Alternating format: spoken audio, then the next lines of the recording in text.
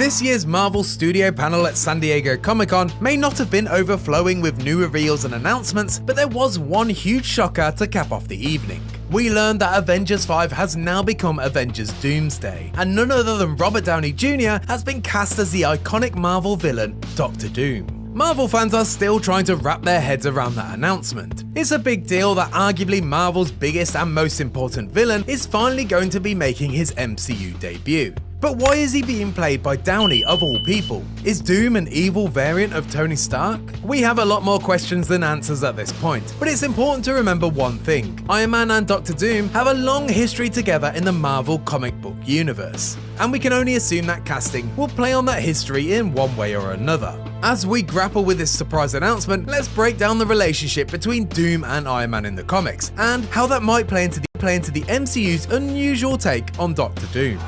New mask. Same task. What can I tell you? I like playing complicated characters.